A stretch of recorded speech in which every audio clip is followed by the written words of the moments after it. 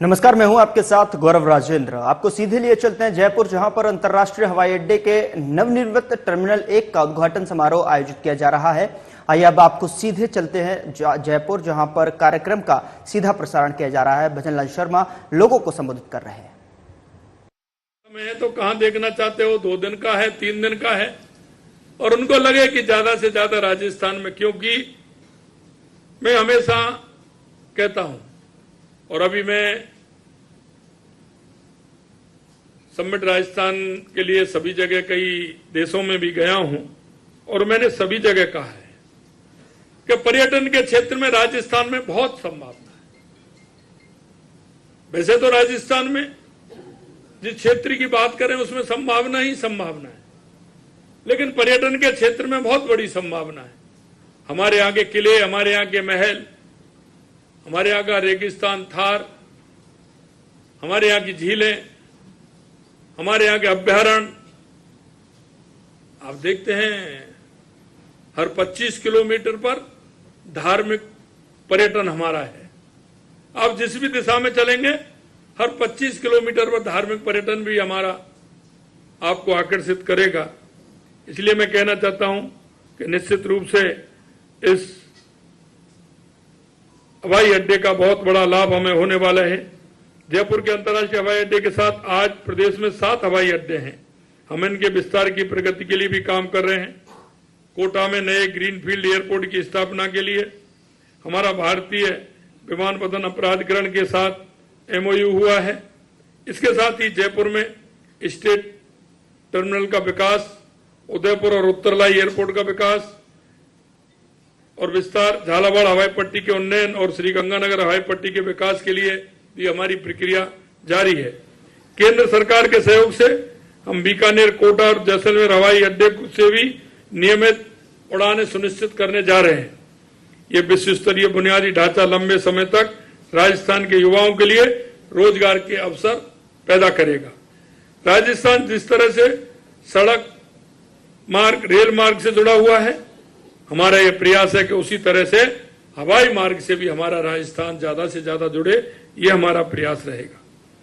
यशस्वी प्रधानमंत्री श्री नरेंद्र मोदी जी के नेतृत्व में पिछले 10 वर्षों में भारत के अंदर आपने देखा होगा कि सिविल एविएशन के क्षेत्र में नए कीर्तिमान स्थापित किए हैं। 10 साल पहले की स्थिति आप देख लीजिए और 10 साल के बाद देखिए कितना बड़ा अंतर पूरे देश में आया है। केंद्र सरकार के प्रयासों से आज भारत तीसरा सबसे बड़ा घरेलू विमानन बाजार है और दुनिया के सबसे तेजी से बढ़ते बाजारों में से एक भारत है। केंद्र सरकार के पिछले 1 दशक के प्रयास से अब हवाई जहाज का सफर मध्यम वर्ग के लिए भी आम बात हो गई है। और ये आम बात कब से हुई है?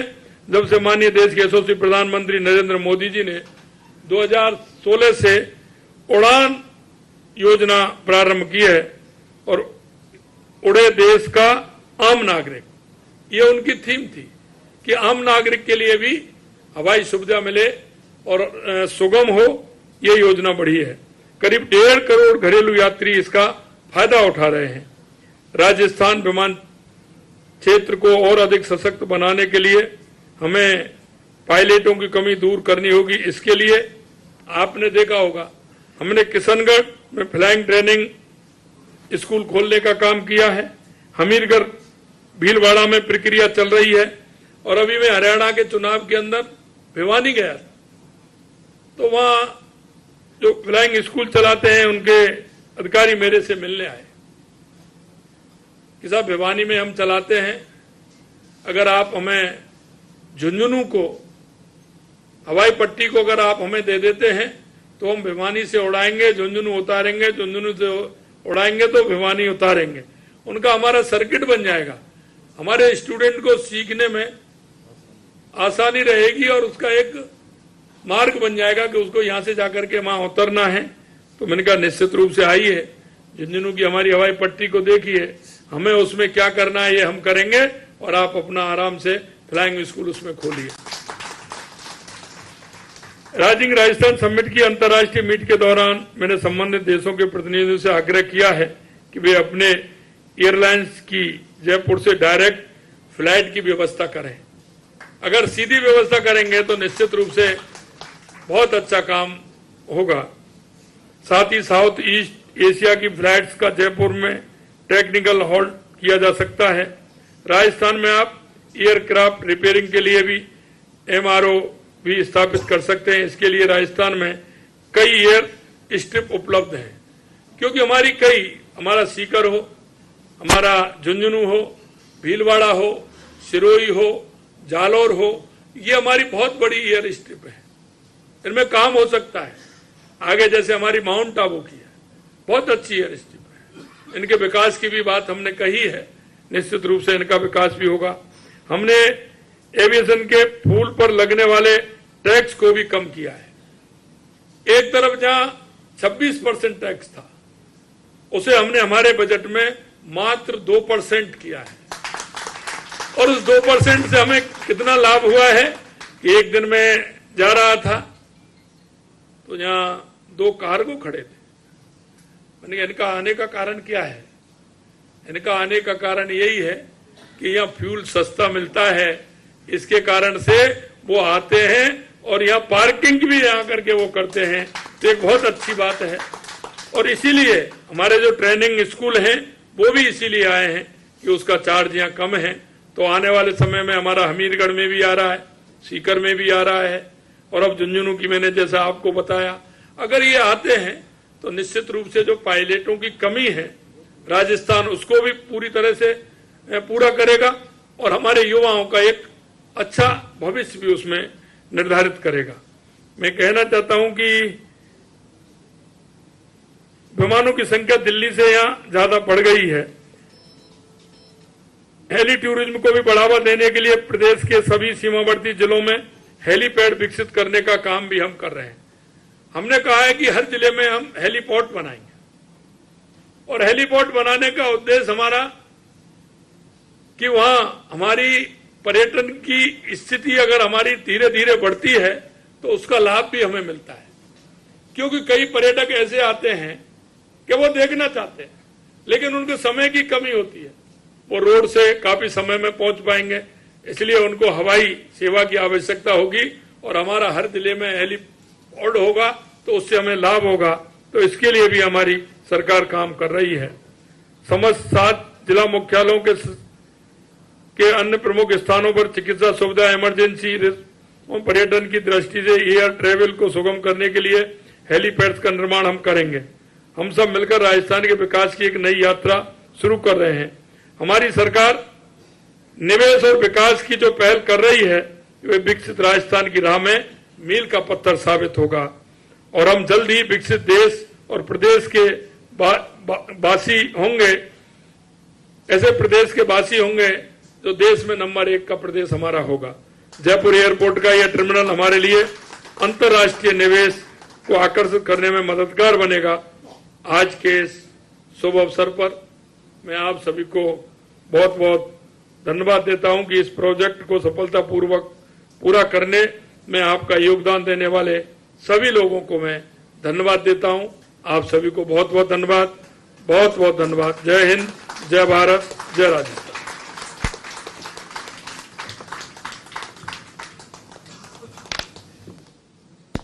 और इसी के साथ एक बार जोरदार तालियां।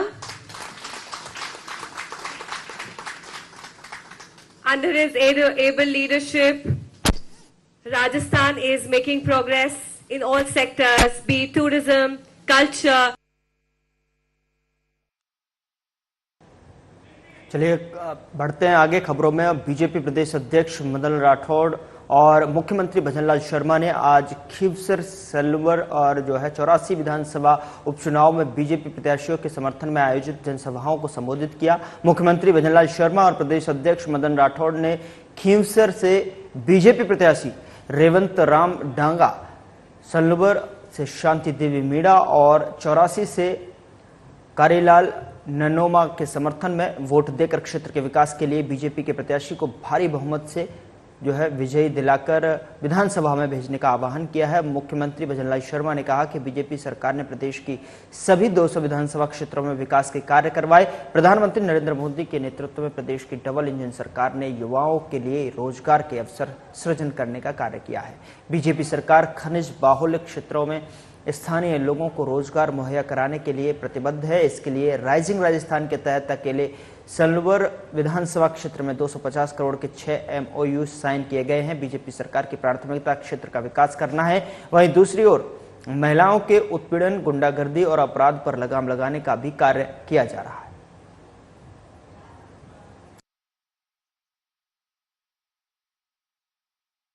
उधर उप मुख्यमंत्री दिया कुमारी ने शुक्रवार को सीकर रोड व्यापार मंडल द्वारा की जा रही बाजार साज सज्जा में लाइट डेकोरेशन का शुभारंभ किया और इस मौके पर हवा महल विधायक बाल मुकुंदाचार्य भी मौजूद थे। और उप मुख्यमंत्री ने सभी क्षेत्रवासियों को त्योहारों की बधाई देते हुए कहा कि मुख्यमंत्री भजनलाल शर्मा के नेतृत्व में राज्य की पूरी टीम विद्याधर नगर के सर्वांगीण विकास के लिए वचनबद्ध है और तेजी से विकास के काम शुरू किए जा रहे हैं। उप मुख्यमंत्री दिया कुमारी ने खातीपुरा व्यापार मंडल दिवाली कार्निवाल का भी शुभारंभ किया है और क्षेत्रवासियों को बधाई दी थी। और इस मौके पर Jaipur heritage mayor doctor Saumya Gurjar और पार्षदगण मौजूद रहे। दिया कुमारी ने उपस्थित व्यापारियों को आश्वासन दिया कि विकास से संबंधित उनकी सभी मांगों पर कार्रवाई की जाएगी। खातीपुरा रोड व्यापार मंडल समिति खातीपुरा रोड झोटवाड़ा अब होगा रानी बाजार व्यापार मंडल झोटवाड़ा। अभी आपने कहा कि 4 साल मुझे नहीं मिले क्योंकि मैं यहाँ से नहीं, मैं और जगह से सांसद थी। तो अगर मैं अब मुझे जयपुर से अवसर मिला है आप लोगों की सेवा करने का, काम करने का। और अभी आपने जैसा बताया कि इस पूरे मार्केट को हेरिटेज के रूप में आपको विकसित करना है, तो मैं आपसे निवेदन करूंगी, हमारी मेयर साहिबा हैं, पार्षद जी हैं, हमारे सभी पार्टी के पदाधिकारी हैं, यहाँ व्यापार मंडल के सभी पदाधिकारी और यहाँ विराजमान सभी हमारे नागरिक बंधुओं बहनों, मैं आप सबसे निवेदन करती हूँ कि एक अच्छा सा प्रपोजल बना दें कि आपको क्या क्या आवश्यकता है, क्या क्या आप देखना चाहते हैं। उसके बाद उस पर हम लोग तुरंत कार्रवाई करेंगे। मेयर साहिबा भी अभी बोलेंगी आपको कि वो करेंगी और मैं भी अपनी तरफ से जो भी होगा वो हम लोग यहाँ करेंगे। एक सिर्फ लिखित में आप ये मत दीजिए कि हमको ये मार्केट चाहिए, आप ये लिख के दीजिए कि ये चाहिए, यहाँ ये लाइटें चाहिए। बहुत स्पष्ट रूप से आप मुझे पूरा डिटेल भेज दीजिए और उस पर हम लोग कार्रवाई करेंगे। आज मैं सबको, अभी क्योंकि दिवाली आने वाली है तो दिवाली की, धनतेरस की सभी को बहुत बहुत, भाई दूज की सबको बहुत बहुत बधाई देती हूँ। आपके परिवार को, आपको बहुत बहुत। हमारा सबसे महत्वपूर्ण त्योहार दिवाली है और दिवाली में हम सब लोग हर प्रकार से मनाते भी हैं, रोशनी करते हैं, पटाखे हम लोग जलाते हैं, सब कुछ करते हैं। लेकिन इसमें एक चीज का भी ध्यान रखें कि हमारे शहर की सफाई और सुंदरता को, उसको भी हम लोग पूरी तरह से, बिल्कुल अच्छी तरह से, ऐसा ना हो कि हम लोग इतने ज्यादा व्यस्त हो जाए दिवाली मनाने में कि हमारे शहर की सुंदरता, हमारे शहर की सफाई को भूल जाए। तो उसका भी हम लोग ध्यान रखें और आप सब धूमधाम से दिवाली मनाएं। आपको, आपके परिवार को शुभकामनाएं, बहुत बहुत। उधर राजस्थान सरकार में उद्योग एवं वाणिज्य मंत्री कर्नल राज्यवर्धन राठौड़ ने शनिवार को चार्टर्ड अकाउंटेंट्स से भेंट कर उनसे राज्य के औद्योगिक विकास, आर्थिक वृद्धि और राइजिंग राजस्थान इन्वेस्टर्स समिट 2024 समेत कई महत्वपूर्ण विषयों पर सार्थक चर्चा की। कर्नल राज्यवर्धन राठौड़ ने कहा कि CS और हमारे इकोनॉमिक लैंडस्केप्स को आकार देने में महत्वपूर्ण भूमिका निभा रहे। उनकी एक्सपर्टीज और स्ट्रेटेजिक इंसाइट्स व्यवसायों और व्यक्तियों दोनों के लिए समान रूप से लाभदायक।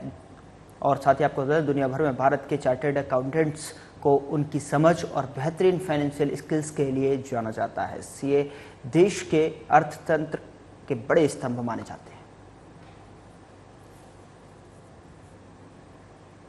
उधर चूरू पहुंचने पर हो कांग्रेस प्रदेशाध्यक्ष गोविंद सिंह डोटासरा का भव्य स्वागत किया गया। इस अवसर पर चूरू जिलाध्यक्ष इंद्राज खिचड़ और यूथ कांग्रेस के जिलाध्यक्ष आसिफ खान ने डोटासरा के स्वागत किया। और बता दें कि NSUI और जिलाध्यक्ष रामानंद ने डोटासरा का NSUI कार्यालय के बाहर स्वागत किया।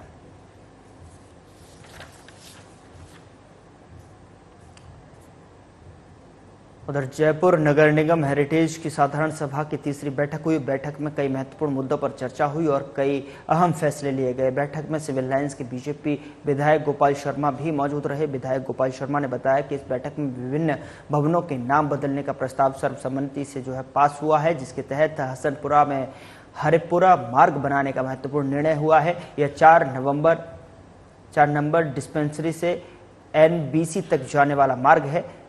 जनाना अस्पताल अब माता यशोदा अस्पताल के नाम से जाना जाएगा और 532 सर्किल से सिंहद्वार जाने वाले मार्ग का नाम माता लीलावती मार्ग होगा। वार्ड 77 के परमानंद पार्क स्थित भवन का नाम गुलाबचंद नावरिया भवन रखा जाएगा। चांदपोल सर्किल का नाम महर्षि वाल्मीकि चौक होगा, तो वहीं 21 फीट की मूर्ति लगेगी। और बैठक में इनके अलावा एक और महत्वपूर्ण निर्णय हुआ, जिसके तहत अब ई रिक्शा चालकों को निगम का अधिकृत ID कार्ड मिलेगा, जिससे ई रिक्शा चालकों की पहचान भी सुनिश्चित होगी।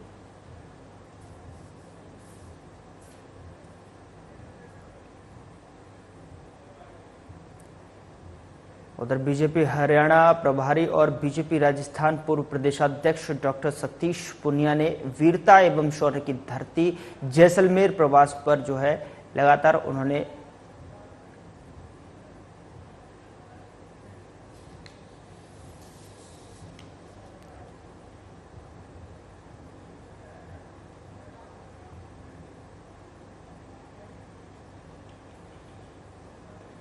इस दौरान उन्होंने महारावल चैतन्यराज सिंह के साथ आत्मीय मुलाकात कर उन्हें विश्व के लोकप्रिय नेता प्रधानमंत्री नरेंद्र मोदी पर लिखित पुस्तक द रियल मोदी भेंट की। साथ ही Rajasthan senior men's football championship 2024-25 में महत्वपूर्ण सफलता हासिल करने पर फुटबॉल टीम के खिलाड़ियों को हार्दिक बधाई एवं उज्जवल भविष्य की शुभकामनाएं दी। सतीश पुनिया ने बीजेपी जिला कार्यालय जैसलमेर में पार्टी कार्यकर्ताओं से आत्मीय मुलाकात की और इस अवसर पर पुनिया ने कार्यालय में सदस्यता अभियान की कार्यशाला को संबोधित कर सदस्यता अभियान को बूथ और मंडल स्तर तक मजबूती से पहुंचाने का आह्वान किया, जिससे पूरे प्रदेश का देश भर में सदस्यता ऐतिहासिक रिकॉर्ड बन सकेगा।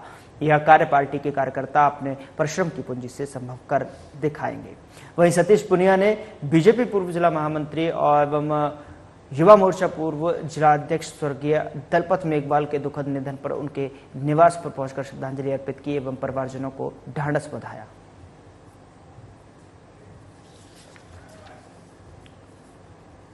उधर आवासन और शहरी कार्य मंत्रालय भारत सरकार की संयुक्त सचिव रूपा मिश्रा ने शुक्रवार को स्वायत्त शासन विभाग के सभागार में राज्य में चल रही केंद्र प्रवर्तित योजना स्वच्छ भारत मिशन की समीक्षा बैठक की और बैठक में योजनाओं की समीक्षा के दौरान आवासन और शहरी कार्य मंत्रालय भारत सरकार की संयुक्त सचिव रूपा मिश्रा ने कहा कि राजस्थान को स्वच्छ भारत मिशन के विभिन्न घटकों पर विशेष ध्यान देना होगा। उन्होंने C&D वेस्ट का निस्तारण संयुक्त अभियान चलाकर किया जाने को लेकर भी निर्देश दिए हैं। उन्होंने कहा कि ठोस कचरा प्रबंधन की सफलता कचरे के पृथक्करण पर निर्भर करती है। सभी नगरीय निकायों को इस ओर विशेष ध्यान देना होगा। प्रमुख शासन सचिव राजेश यादव स्वच्छ भारत मिशन को जानकारी देते हुए बताया कि मिशन के तहत राज्य में 3.68 लाख रुपए घरेलू और 22,351 सामुदायिक एवं सार्वजनिक शौचालय का निर्माण कर 240 नगरीय निकायों को खुले में शौच मुक्त घोषित किया जा चुका है। प्रत्येक वार्ड में कचरा संग्रहण और सड़कों व नालियों का सफाई की जा रही है।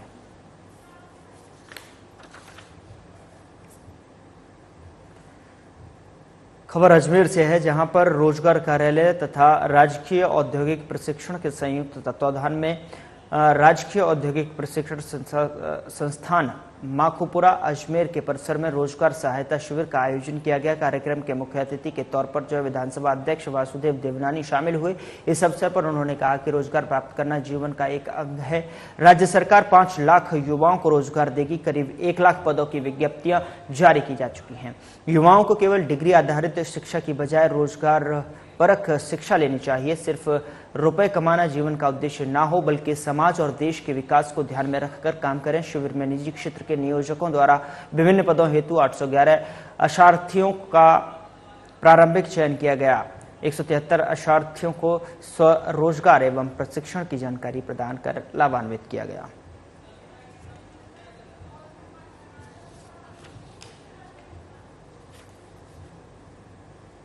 उधर चाकसू के एक निजी गार्डन में 2 दिवसीय जयपुर जिला ग्रामीण शिक्षक संघ सियाराम का शैक्षिक सम्मेलन का आगाज हुआ है। आपको बता दें कि कार्यक्रम की शुरुआत विधिवत तरीके से पूजा अर्चना कर की गई। कार्यक्रम में विशिष्ट अतिथि एवं मुख्य अतिथि के रूप में पूर्व कृषि मंडी अध्यक्ष कैलाश शर्मा ने कार्यक्रम में शिरकत की। इस दौरान कार्यक्रम में शिक्षकों के हित में कई मुद्दों पर विशेष चर्चा की गई।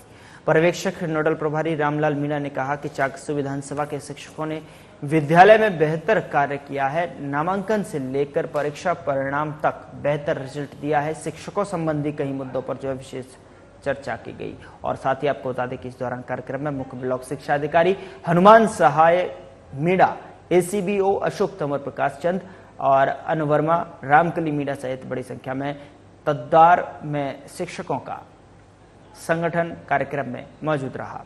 कार्यक्रम में तत्पश्चात भोजन प्रसादी का कार्यक्रम भी आयोजित किया गया।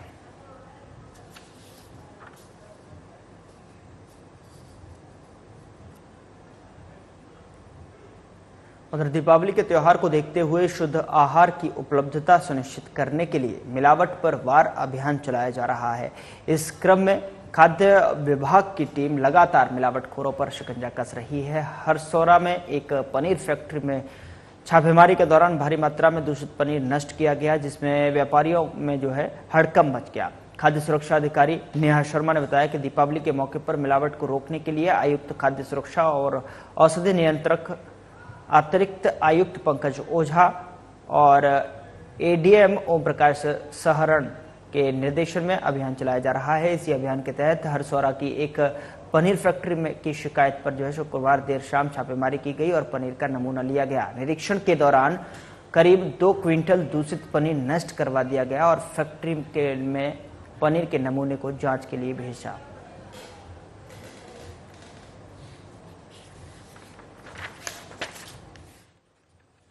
दिवाली के त्योहार को देखते हुए शुद्ध आहार मिलावट पर वार अभियान के तहत सीएमएचओ कोटपुतली आशीष सिंह शेखावत जी के निर्देशन में हरसौरा में स्थित एक पनीर फैक्ट्री पर छापेमार कार्रवाई की गई, जहां पर पनीर का नमूना लिया गया।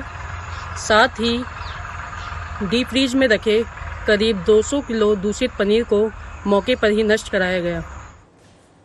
उधर 9वें आयुर्वेद दिवस के अवसर पर राष्ट्रीय आयुर्वेद संस्थान में रन फॉर आयुर्वेद का आयोजन किया गया। कार्यक्रम का शुभारंभ जुम्बा डांस के साथ हुआ। कार्यक्रम में मुख्य अतिथि सांसद मंजू शर्मा, महापौर कुसुम यादव, उत्तर पश्चिम रेलवे महाप्रबंधक अमिताभ शर्मा समेत कई उपस्थित रहे। इस दौरान सांसद मंजू शर्मा ने 9वें आयुर्वेद दिवस की शुभकामनाएं देते हुए विद्यार्थियों को संबोधित करते हुए कहा कि आप सभी को गर्व होना चाहिए। आप हिंदुस्तान की सबसे पुरानी चिकित्सा पद्धति आयुर्वेद को पूरे विश्व के सामने लेकर जाएंगे, जो उनको स्वस्थ रखने में बहुत ज़्यादा कारगर है। प्रधानमंत्री मोदी जी ने जिस प्रकार योग को पूरे विश्व में फैला दिया, जिससे आज भारत के साथ कई देशों में आयुर्वेद दिवस को मनाया जाता है। राष्ट्रीय आयुर्वेद संस्थान आज लगातार आमजन को चिकित्सा पद्धति से स्वस्थ रखने के साथ ही आयुर्वेद का प्रचार प्रसार कर रहा है। आयुर्वेद जीवन शैली को अपनाकर सभी स्वच्छ रह सकते हैं। भारत में आयुर्वेद की पढ़ाई करने वाले विद्यार्थी हमारे देश का नाम विदेशों में करते हैं। 2016 से शुरू किए गए आयुर्वेदिक दिवस के आज 9वां आयुर्वेदिक दिवस जो मना रहे हैं राष्ट्रीय आयुर्वेद संस्थान वाले, बहुत बहुत इनका साधुवाद है। और ये देश में हमारे आदरणीय प्रधानमंत्री नरेंद्र भाई मोदी जी की देन है कि उन्होंने पूरे विश्व में योगा दिवस और ये आयुर्वेदिक दिवस मनाने के लिए सभी देशों को राजी कर लिया, एक तरह से कहें तो। अपनी जो इसकी विशेषताएं बता के आज कई सारे देश ये दिवस मना रहे हैं। और सबसे बड़ी बात तो मैं ये कहना चाहूँगी कि आयुर्वेद का जो जीवन में। फिलहाल बुलेटिन में मेरे साथ इतना ही, मगर जाते जाते एक नजर हेडलाइंस पर। सीएम भजनलाल शर्मा ने किया जनसभा को